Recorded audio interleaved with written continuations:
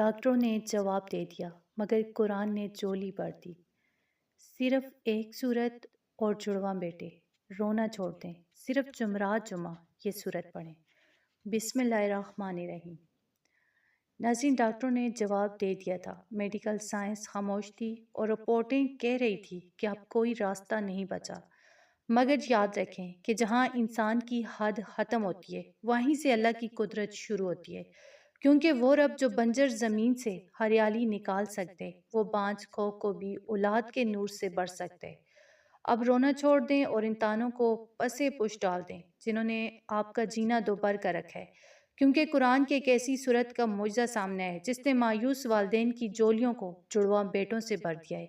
یہ عمل خاص طور پر جمعرات اور جمعہ کے مبارک دنوں سے جڑا ہے، جن میں آسمان سے رحمتوں کی بارش ہوتی ہے اور اللہ اپنے بندوں کی فریاد کو کبھی خالی نہیں لوٹاتا۔ تصور کیجئے اس گھڑی کا جب برسوں کی خاموشی ٹوٹے گی اور آپ کا گھر بچوں کی کہلکاریوں سے گونج اٹھے گا۔ یہ محض ایک وظیفہ نہیں بلکہ اللہ کے کلام پر اس کامل یقین کا نام ہے جو ناممکن کو ممکن بنا دیتا ہے۔ جب اللہ کی رحمت جوش میں آتی ہے تو نہ بیماری رکاوٹ بنتی ہے اور نہ ہی عمر کی کوئی قید آڑے آتی ہے۔ بس ایک سورت جمعرات اور جمعہ کی مبارک گھڑیاں اور آپ کے سچے آنسو اللہ کے فیصلے کو بدلنے کے لیے کافی ہیں۔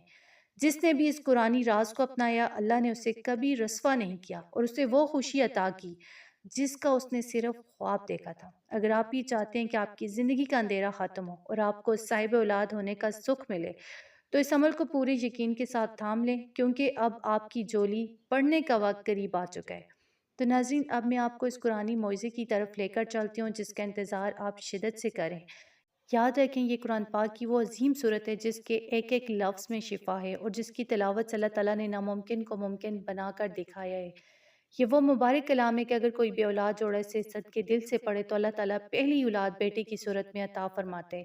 اس معجزاتی صورت کا نام سورہ مریم ہے۔ یہ وہ صورت ہے جس میں حضرت زکریا علیہ السلام کی اس دعا کا ذکر ہے جب انہوں نے بڑھاپے میں اپنے رب کو پکارا اور اللہ نے انہیں یحییٰ علیہ السلام جیسا بیٹا عطا فرمایا۔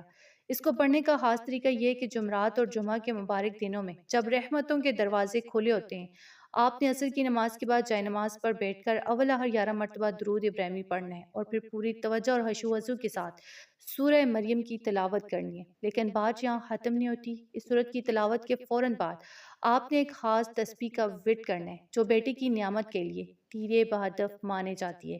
آپ نے 313 مرتبہ یا وہاب یا باری، آپ نے جمعرات جمعہ اللہ کے یہ دو نام لازمی پڑھنے ہیں، یا وہاب یعنی اے عطا کرنے والے، اور یا باری یعنی اے عدم سے وجود میں لانے والے۔ ان دو اسماء مبارک کا ملاپ اللہ کی صفت تخلیق کو حرکت میں لاتا ہے۔